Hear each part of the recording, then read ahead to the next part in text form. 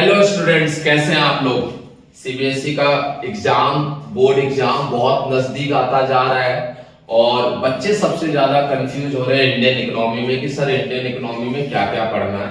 तो मैं आपके लिए लेके आया हूं तैयारी जीत की, जो हमारा नाम है, और इसमें हमने लिखा है स्कोर 40 आउट ऑफ 40। ये इसलिए लिखा है क्योंकि देखिए एक चीज मैं आपको क्लियर कर दूं, इंपॉर्टेंट सारे टॉपिक्स हैं। अगर आप कहेंगे कि सर इंपॉर्टेंट वाला वीडियो बनाइए तो मैं आपको बहकावे में नहीं डाल सकता हूं।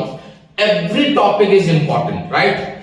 मैं इस वीडियो में आपको बस ये बताऊंगा कि जो पेपर में क्वेश्चन कैसे पूछा जाता है और उसका आंसर कैसे देना है, राइट। ये मैं बोल सकता हूं कि इस पूरे वीडियो को अगर आप देखेंगे तो सेम ऐसे ही क्वेश्चन पेपर में आएगा, मतलब एक ना एक क्वेश्चन मैच कर जाएगा, बस इतना बोल सकता हूं। और आप अगर वीडियो के नीचे जाएंगे, लिंक के नीचे जाएंगे, तो इस जो चैप्टर है एनवायरनमेंट एंड सस्टेनेबल डेवलपमेंट, मैंने इसका पीडीएफ भी अपलोड कर रखा है। आप वहां से पीडीएफ निकाल करके एज ए नोट्स पढ़ सकते हैं। तो चलिए बिना देर के हुए स्टार्ट करते हैं chapter environment and sustainable development, Indian economy का सबसे सेकंड लास्ट चैप्टर है, राइट। इंडियन इकोनॉमी की बात करते बच्चे, एक्चुअली क्या है कि बहुत सारे बच्चे सोचते हैं कि सर इंडियन इकोनॉमी कैसे पढ़ें, पूरा थ्योरी है, कितना पढ़ें, समझ नहीं आता है, क्या लिखें, कितना लिखें। तो बेसिकली ये वीडियो आपके लिए है। अगर आप सीबीएसई 12th एग्जाम में अपेयर होने वाले हैं, फाइनल एग्जाम में, तो ये आपके लिए वीडियो है। पहली बात तो मैं आपको ये बोल दूं, मैं आप लोगों से झूठ नहीं बोलूंगा। इंपॉर्टेंट जो वर्ड है, अगर मैं सीबीएसई की बात करूं तो जितने भी बुक में आपके टॉपिक्स है वो सारे इंपॉर्टेंट आपके लिए। ऐसा कोई टॉपिक नहीं है कि ये आने वाला है और ये नहीं आने वाला है, ऐसा कुछ नहीं है। सारे क्वेश्चंस आते हैं हर बार। सीबीएसई कहीं ना कहीं से उठा करके आपको क्वेश्चन दे देता है। तो ये तो आपको मैं मतलब बहकाऊंगा नहीं कि ये बेटा इंपॉर्टेंट है आपके लिए, हाँ, बट ये जरूर बोल सकता हूं कि इस वीडियो में जितने भी टॉपिक्स मैं पढ़ाऊंगा 200% एक क्वेश्चन आएगा। क्योंकि हमने यहां पर क्या किया है कि पूरा चैप्टर को एक क्वेश्चंस आंसर्स में लेके आए हैं कि सीबीएसई कैसे पूछता है, बोर्ड में क्वेश्चन कैसे आता है और किस टाइप का क्वेश्चन आता है, वो हम आपको बताएंगे इस वीडियो में। ज्यादा मैं आपका टाइम बर्बाद नहीं करूंगा। बेसिकली ये वीडियो जो है ये इंडियन इकोनॉमी का सबसे लास्ट चैप्टर है, सॉरी सेकेंड लास्ट चैप्टर है, एनवायरनमेंट एंड सस्टेनेबल डेवलपमेंट। और अगर आप देखेंगे, आपके पास अगर सैंपल पेपर होगा या आप सीबीएसई के पेपर्स अगर आपने देखा होगा, एनालिसिस किया होगा, तो इससे एवरी ईयर कोई ना कोई क्वेश्चंस आता ही आता है, राइट। तो चलिए स्टार्ट करते हैं। सबसे पहले हमने जो इस वीडियो का नाम दिया है वो नाम दिया है तैयारी जीत की। तैयारी जीत की मतलब क्या है यहाँ पर कि हम जो भी टॉपिक पढ़ेंगे वही पेपर में आएगा, आई मीन उस टाइप का आएगा। मैं जितना भी कवर कराऊंगा आपको, जो भी चीजें पढ़ाऊंगा आपको, 40 आउट ऑफ 40 उसी में से ही पूछा जाएगा। ऐसा क्यों है सर, 40 आउट ऑफ 40 क्यों पूछा जाएगा? क्योंकि हम यहाँ पर सारे टॉपिक कवर करने वाले हैं, राइट। चलिए सबसे पहले हम यहाँ पर तैयारी जीत की में एक जो सेकेंड लास्ट चैप्टर है एनवायरनमेंट एंड सस्टेनेबल डेवलपमेंट, वो हम पढ़ेंगे और इस चैप्टर में कैसे क्वेश्चंस आता है हम ये देखेंगे। तो एनवायरनमेंट और सस्टेनेबल डेवलपमेंट में पहला क्वेश्चन है what is carrying capacity. Carrying capacity का मतलब यहां पर ये है, इट इंप्लाइज टू थिंग्स। देखिए बहुत साधारण भाषा में आपको समझाऊं, हमारा जो एनवायरनमेंट है, एनवायरनमेंट की एक लिमिटेशंस है कि वो इतने चीजों को संभाल सकता है, लेकिन जब चीजें बियॉन्ड द लेवल हो जाता है तो उस कंडीशन में हमारा एनवायरनमेंट अफेक्ट होने लगता है। वही है कैरिंग कैपेसिटी। कैरिंग कैपेसिटी का मतलब ये है कि जितना भी नेचर ने हमें दिया है, राइट, जितना भी नेचर ने दिया है, अगर हम उससे उसका ज्यादा यूज करने लगेंगे तो ऑब्वियस सी बात है हमारे जो रिसोर्स है वो धीरे धीरे एक्सप्लॉइट होने लगेगा, वो धीरे धीरे डिस्ट्रॉय होने लगेगा।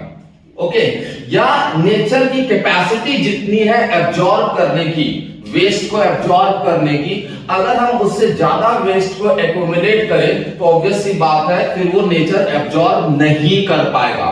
तो कैरिंग कैपेसिटी का मतलब भी यही है बच्चों कि this implies that the resource extraction is not above the rate of regeneration of the resources and the second thing the waste generated are within the assimilating capacity. मतलब जो भी आप वेस्ट जनरेट कर रहे हैं वो assimilating capacity के अंदर होना चाहिए। जितना हमारा एनवायरनमेंट एसिमिलेट कर सकता है उससे कम ही हम वेस्ट को जनरेट करें। अगर ऐसा करते हैं तो हमें एनवायरमेंटल क्राइसिस देखने को नहीं मिलेगा। Environmental crisis like air pollution, water pollution, global warming etcetera, ये सारी चीजें हमें देखने को नहीं मिलेगा, राइट। लेकिन अगर कैरिंग कैपेसिटी फॉलो नहीं होता है, आप बियॉन्ड द लेवल यूज करते हैं तो आपको क्या देखने को मिलता है? Environmental crisis. When this is not so, the environment fails to perform its third and vital function of the life sustenance and this result in an environmental crisis। Simple सी बात है कि अगर ये कैरिंग कैपेसिटी फॉलो नहीं होती है तो जो इन्वायरमेंट का एक इंपॉर्टेंट फंक्शन है कि वो हमारे लाइफ को सस्टेन करता है वो नहीं हो पाएगा। और आज यही हो रहा है। आज हम जो भी चीजें हमें एनवायरनमेंट दे रही है वो पॉल्यूटेड दे रही है। क्यों? क्योंकि हमने उसको बियॉन्ड द लेवल यूज कर लिया है, राइट। तो ये क्वेश्चन कई बार पेपर में आ चुका है। सेकंड क्वेश्चन है आपका, जैसे देखिए ये आप देख रहे हैं, ये आपको पिक्चर दिख रहा है, ये आपका जब हम beyond the carrying capacity use करते हैं तो देखिए ये पहाड़ नहीं है, बेसिकली ये कूड़े का पहाड़ है, राइट। और ये जो हमारा वाटर है देखिए किस तरीके से पॉल्यूट हो चुका है। तो ये रिजल्ट है जब आप कैरिंग कैपेसिटी से बियॉन्ड यूज करते हैं तो हमारा एनवायरनमेंट इस तरह का हो जाता है, राइट। ओके, नाउ ये पिक्चर है आपके सामने। देखिए एनवायरनमेंट में क्या होता है, पिक्चर वाइज क्वेश्चंस आता है। आपको एक पिक्चर दे दिया जाएगा और बताएगा इसमें कि आप इसको बताइए कि किस इश्यूज से, किस एनवायरमेंटल प्रॉब्लम से रिलेट करता है। अब यहां पर एक ये पिक्चर देखिए कि ये हमारा पूरा अर्थ है, राइट। क्लियर है? अर्थ का ये पूरा मतलब ग्लोब ही है ये, और ये पूरा हीट हो रहा है। ओके, हीट होने का मतलब ये है कि ये पिक्चर शो कर रहा है ग्लोबल वार्मिंग को। ओके, और ये जो पिक्चर है देखिए, ये जो हमारा पूरा ग्लोब है, पूरा जो हमारा वर्ल्ड है, इसके नीचे जो है एक ये जो ब्लू कलर का है ये होल हो रहा है, जिसको हम क्या कहते हैं? Ozone depletion. जो ओजोन लेयर है वो धीरे धीरे डिप्लेट हो रही है। तो बेसिकली ये पिक्चर ओजोन डिप्लेशन को शो कर रहा है और ये पिक्चर जो है ग्लोबल वार्मिंग को शो कर रहा है। अब क्या है ओजोन डिप्लेशन, क्या है ग्लोबल वार्मिंग, ये हम डिस्कस करते हैं, ठीक है। और पेपर में क्वेश्चन कैसे आता है, या तो ये पिक्चर वाइज क्वेश्चन आएगा या आएगा कि what are the major environmental issues facing the world today. देखिए यहां पर एक वर्ड है मेजर एनवायरमेंटल इश्यूज।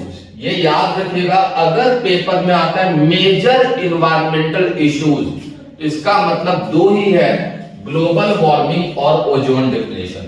अब ये ग्लोबल वार्मिंग क्या है, आप सब पहले ही 9th-10th में आपने पढ़ा होगा कि it is a gradual increase in the average temperature of the Earth's lower atmosphere as a result of the increase in greenhouse gases since the industrial revolution, right? जैसे जैसे इंडस्ट्रीज बढ़ती जा रही है, राइट, हम यूज करते जा रहे हैं फॉसिल फ्यूल्स का, हम एसी का यूज कर रहे हैं या अदर और भी चीजों का यूज कर रहे हैं, जिसके वजह से जो है हीट फैलता जा रहा है। और हीट के कारण जो है हमारे जो अर्थ है, हमारा जो ग्लोब है, वो धीरे धीरे जो टेम्परेचर है वो बढ़ता जा रहा है, या आप कह सकते हैं डिफॉरेस्टेशन के कारण, राइट। तो इसी को क्या बोला जाता है? Global warming. ओके, उसके बाद नेक्स्ट है आपका ग्लोबल वार्मिंग के बाद है ओजोन डिप्लेशन। ओजोन डिप्लेशन सबसे ज्यादा जो इसका रीजन है ओजोन डिप्लेशन का वो है एसी, रेफ्रिजरेटर, इनको यूज करने से ओजोन डिप्लेशन होता है। क्यों? क्योंकि इसमें क्लोरोफ्लोरोकार्बन गैसेस होता है, right.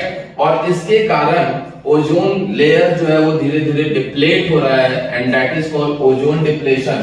It refers to the phenomenon of reduction in the amount of ozone in the stratosphere. The problem of ozone depletion is caused by high level of chlorine and bromine compounds in the stratosphere. The origin of these compounds are chlorofluorocarbon gases, जिसको हम CFC कहते हैं, which is used in cooling substance, जैसे कि AC है, इसमें use होता है, रेफ्रिजरेटर में यूज होता है, तो इसके कारण ओजोन डिप्लेशन होता है। पेपर में अगर आपसे पूछा जाता है कि व्हाट इज ओजोन डिप्लेशन, तो आप ये लिखेंगे। अगर इफेक्ट पूछा जाए कि ओजोन डिप्लेशन का इफेक्ट क्या है, तो इफेक्ट में आपका यहां पर क्या होगा, as a result of depletion of the ozone layer more ultraviolet radiation comes to the earth and causes damage to living organism।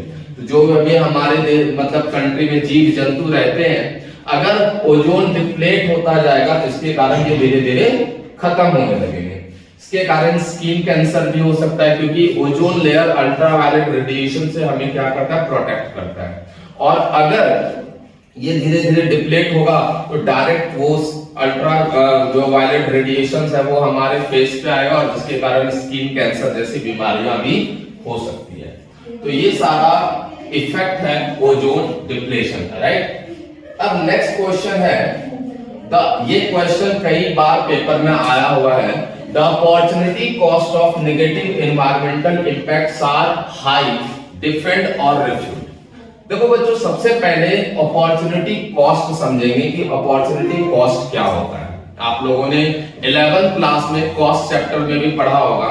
Opportunity cost का मतलब होता है the cost of best alternative for one. मतलब जब हम एक चीजों को छोड़कर दूसरे चीजों पे जाते हैं, तो जो चीज मैंने छोड़ा वो है अपॉर्चुनिटी कॉस्ट। जैसे फॉर एग्जांपल कि मैं सपोज एकेडमी पढ़ा रहा हूं, और एकेडमी पढ़ा करके मैं 40,000 पर मंथ अर्न कर रहा हूं, और मैंने उसको छोड़कर स्कूल ज्वाइन कर लिया जहां पर मैं 60,000 पर मंथ अर्न कर रहा हूं। तो यहां पर जो मैंने 40,000 सेक्रीफाइस किया उसे कहते हैं अपॉर्चुनिटी कॉस्ट। अब देखिए यहां क्या है, यहां कह रहा है कि opportunity cost of negative environmental. Negative environmental का मतलब ये कि आपका एनवायरमेंट अफेक्ट हो चुका है, मतलब pollutions, air pollution, water pollution, noise pollution, global warming, ozone depletion, ये जितने भी मतलब क्राइसिस है, ये सारे एनवायरमेंट में एग्जिस्ट कर रहा है। इसी को हम कहते हैं नेगेटिव एनवायरमेंट, और इसका जो इंपैक्ट है वो काफी हाई होने लगा है। मतलब ये है कि इसको कंट्रोल करने के लिए जो गवर्नमेंट खर्च कर रही है वो खर्चे बढ़ने लगे, इवन लोगों को भी खर्चे जो है वो इंक्रीज होता जा रहा है। तो this is called opportunity cost of negative environmental impact are high. जैसे देखिए, the intensive and extensive extraction of both renewable and non renewable resources has exhausted some of these vital resources, and we are compelled to spend huge amounts on technology and research to explore new resources। मतलब nature ने जो हमें resource दिया है, अब nature ने जो resource दिया वो धीरे धीरे हम उसका मतलब खत्म करते जा रहे हैं, उसका इतना ज्यादा यूज हो रहा है कि वो चीजें खत्म होती जा रही है। अब उसके अल्टरनेटिव ढूंढने के लिए हम न्यू टेक्नोलॉजी पर खर्च कर रहे हैं, जो कि खर्चा गवर्नमेंट का या पब्लिक का वो बढ़ता जा रहा है। इसीलिए हम कहते हैं कि opportunity cost of negative environmental impact are high. जैसे कि सेकंड है, added to these are the health cost of degraded environmental quality। Water pollute मिल रहा है, एयर पॉल्यूट मिल रहा है हमें, इसके कारण हम बीमार ज्यादा हो रहे हैं, और बीमार के कारण हमारी एफिशिएंसी जो है वो घटती जा रही है। तो हमें क्या करना, यहाँ पर लोगों को क्या करना पड़ रहा है, बीमारी से बचने के लिए हेल्थ पर खर्च करना पड़ रहा है। और आप सब जानते हैं कि पहले से लोग हेल्थ पर ज्यादा खर्च करने लगे, क्यों? क्योंकि लोग बीमार ज्यादा होने लगे। और बीमार का कारण क्या है, बीमारी का कारण क्या है यहाँ पर, आपका ये जो पॉल्यूशन है। तीसरा है ग्लोबल एनवायरमेंटल इश्यूज, जैसे कि मैंने बताया global warming, ozone depletion. Government इस पे काफी लार्ज अमाउंट पे खर्च कर रही है। तो ओवरऑल आप ये देखिए कि पब्लिक का, गवर्नमेंट का, फर्म्स का ठीक है, कभी टेक्नोलॉजी पर, कभी हेल्थ पर, कभी ग्लोबल वार्मिंग जैसे इश्यूज को कंट्रोल करने पर ये खर्चे बढ़ते जा रहे हैं। तो इसी इंक्रीज इन एक्सपेंडिचर को कह रहे हैं कि the opportunity cost of negative environmental impacts are high. Clear है? तो हम स्टेटमेंट को क्या करते हैं, डिफेंड करते हैं। समझ में आया बच्चे? ये क्वेश्चन कई बार आपके पेपर में आ चुका है। ठीक है, नेक्स्ट क्वेश्चन है, ये देखिए, ये explain the reversal of supply demand relationship for environmental quality. आपको पता है इसमें, इस चैप्टर में सबसे अच्छी बात क्या है, इसके आंसर्स बहुत कॉमन है जो कि हम नॉर्मली जानते ही जानते हैं, राइट? लेकिन पूछने का जो तरीका होता है सीबीएसई का, वो ऐसा होता है कि बच्चे पहचान नहीं पाते। अब यहां पर देखिए उन्होंने क्या पूछा, explain the reversal of supply demand relationship for environmental quality. अब यहां पर एनवायरमेंटल क्वालिटी के सप्लाई डिमांड रिलेशनशिप का रिवर्सल को समझाना है। इसका मतलब यह है, देखिए मैंने आपके सामने दो पिक्चर दिखाया, एक ये और एक ये।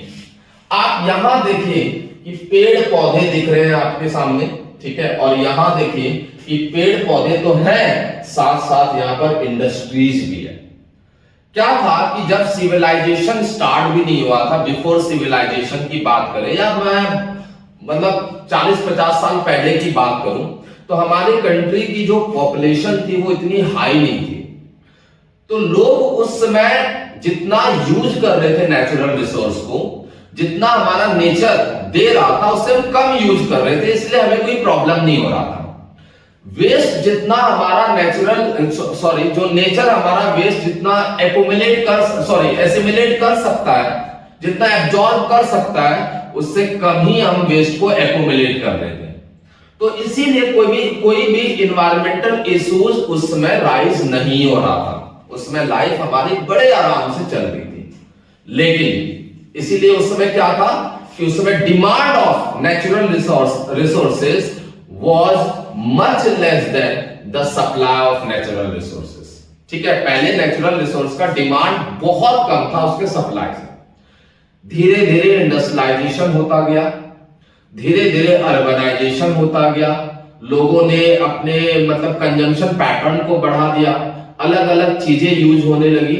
उसके कारण अब नेचुरल रिसोर्स का जो डिमांड है वो काफी ज्यादा होने लगा और सप्लाई काफी कम, जिसके वजह से आज हमें क्या देखने को मिल रहा है, environmental problems, global warming, ozone depletion, ठीक है, ये सारी चीजें देखने को मिल रहा है। तो अब क्यों देखने को मिल रहा है? क्योंकि डिमांड ऑफ नेचुरल रिसोर्सेस वो सप्लाई से ज्यादा हो गया है। तो इसी रिवर्सल को, पहले डिमांड कम था सप्लाई से नेचुरल रिसोर्सेस का, अब डिमांड ज्यादा है सप्लाई से नेचुरल रिसोर्सेज का, तो इसी को कहते हैं explain the reversal of demand supply relationship. आगे देखिए मैंने एक्सप्लेन भी किया है, यहां पर जो मैंने आपको बताया वो सारा का सारा यहां पर एक्सप्लेनेशन है। आप लिंक के नीचे देखिए, आप इसका पीडीएफ भी डाउनलोड कर सकते हैं, ठीक है। नेक्स्ट है आपका explain the state of India's environment. इसका मतलब क्या है? इसका मतलब यह है कि हमारे इंडिया में जो एनवायरनमेंट उनकी स्टेट स्थिति कैसी है, क्या क्या हमारे पास है, ठीक है। ये भी क्वेश्चन कई बार पेपर में आया हुआ है, ठीक है। हमारे इंडिया के एनवायरनमेंट में क्या क्या चीजें हैं, वो सारी चीजें जो है उसके एग्जिस्टेंस को यहां पर क्या करना है, एक्सप्लेन करना है, right. As we know that India के पास बहुत रिसोर्सेस है, रिसोर्स की कमी नहीं है, तो हमें उसी रिसोर्स को क्या करना है, एक्सप्लेन करना है। जैसे कि देखिए, the black soil of Deccan plateau is particularly suitable for cultivation of cotton, leading to concentration of textile industries in the region. First. Second क्या है हमारे पास, the Indo Gangetic plains spread from the Arabian sea to bay of Bengal are one of the most fertile, intensively cultivated and densely populated regions in the world। तीसरा क्या है हमारे पास, India's forest though unevenly distributed provide green cover for a majority of its population and natural cover for its wildlife। मतलब India के पास इतना जंगल है कि हमारे टोटल पॉपुलेशन को कहीं ना कहीं ग्रीन कवर का मतलब ये है कि वो पॉल्यूशन से बचाती है, राइट? ठीक है। लार्ज डिपॉजिट्स ऑफ आयरन और coal and natural gases are found in the country. ये सारी चीजें हमारे पास है।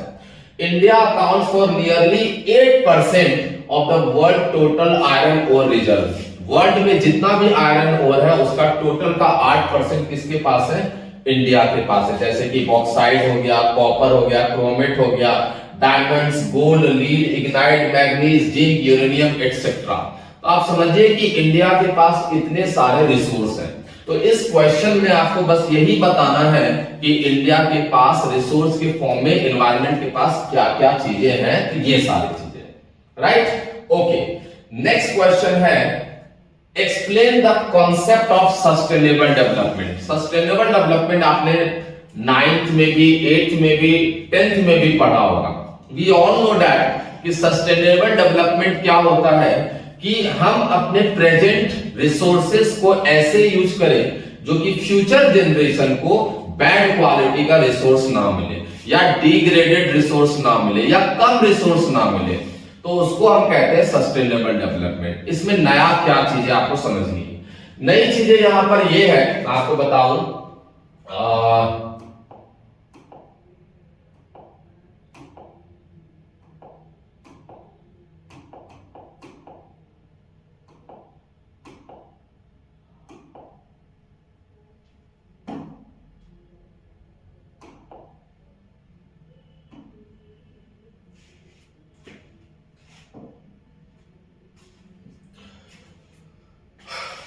नई चीजें ये है कि सस्टेनेबल डेवलपमेंट को सबसे पहले एम्फेसाइज किया था यूएनसीईडी।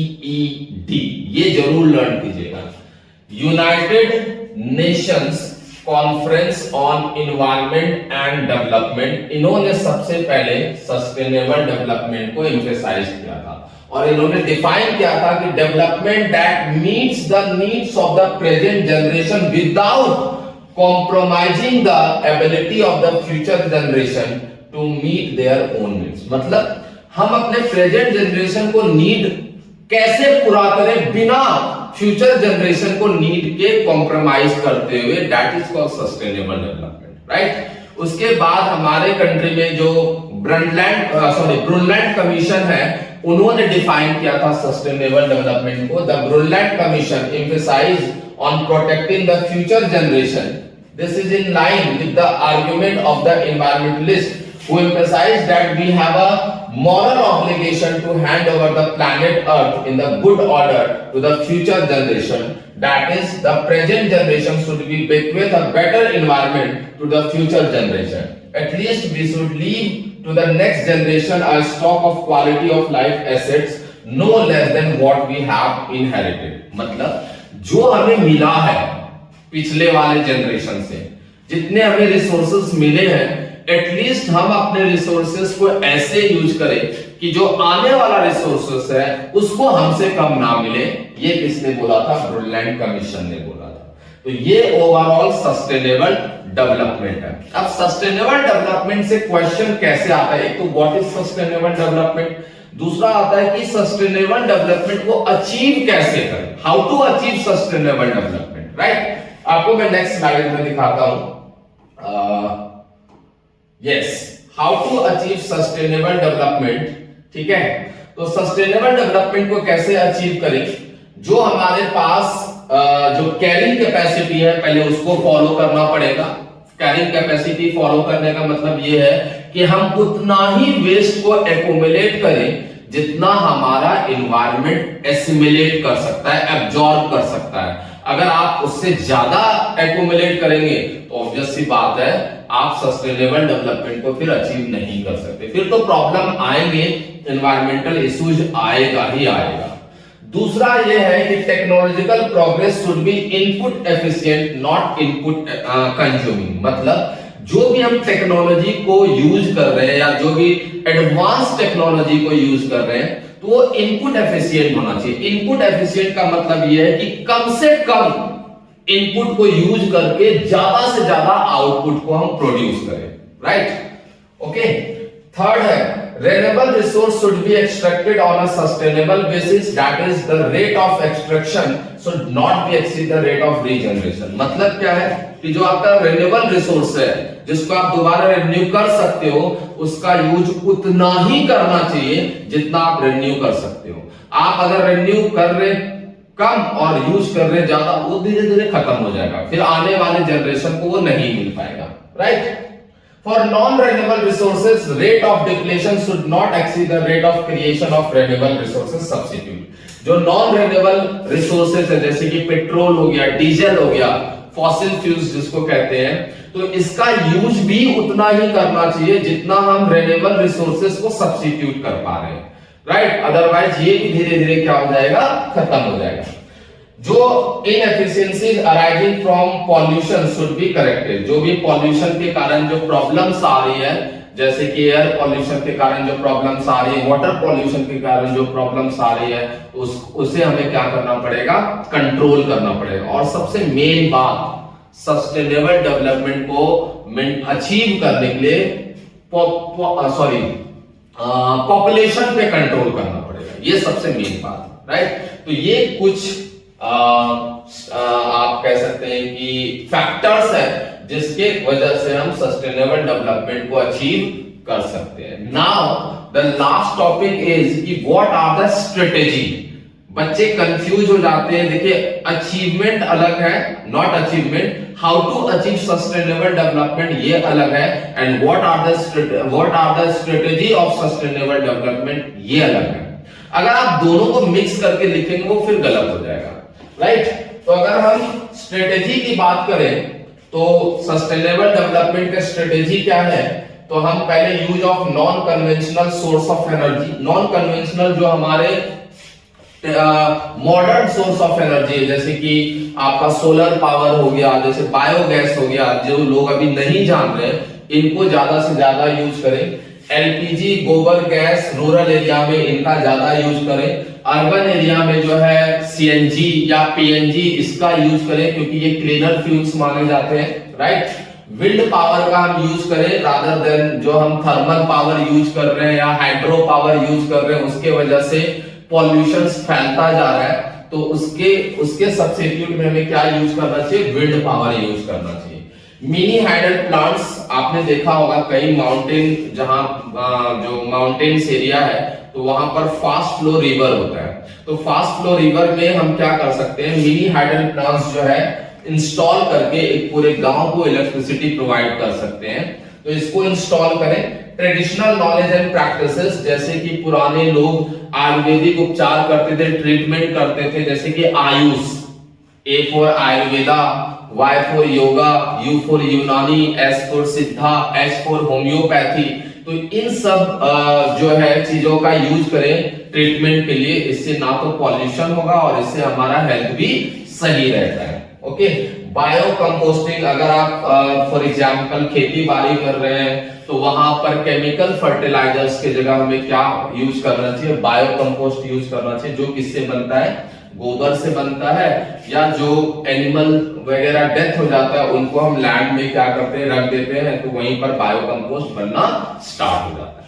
तो ये ओवरऑल एनवायरनमेंट के क्वेश्चंस हैं, इससे एक्स्ट्रा कुछ भी पेपर में नहीं आएगा, याद रखिएगा। पिक्चर वाइज क्वेश्चन आ जाता है कि डिफॉरेस्टेशन, पेड़ कटता हुआ पिक्चर आ जाएगा, उसके ऊपर क्वेश्चन आ जाएगा, तो वो डिफॉरेस्टेशन है। फिर मैंने आपको बताया कि इस तरह के जो क्वेश्चंस है ये इस तरह के पिक्चर्स आ जाते हैं, राइट, जो कि आपका तो इस तरह के पिक्चर वाइज क्वेश्चंस आ जाते हैं। जैसे ये देखिए हमारा ग्लोब जो है वो हीट हो रहा है, तो ग्लोबल वार्मिंग, या ऐसे क्वेश्चंस आ जाएगा कि ये क्या शो कर रहा है, कि ये ओजोन डिप्लेशन को शो कर रहा है। तो एनवायरनमेंट में इसी तरह के क्वेश्चंस आते हैं। आपको अगर इसका पीडीएफ चाहिए तो आप लिंक के नीचे जाइएगा, वहां से पीडीएफ डाउनलोड कर सकते हैं। और मैं आपको 100% बोल रहा हूं, इससे बाहर कोई भी एक्स्ट्रा क्वेश्चन नहीं आएगा। तो चलिए मिलते हैं नेक्स्ट वीडियो में, तैयारी जीत की, और हम उसमें अलग इंडियन इकोनॉमी के चैप्टर्स को डिस्कस करेंगे। Thank you so much and wish you all the best.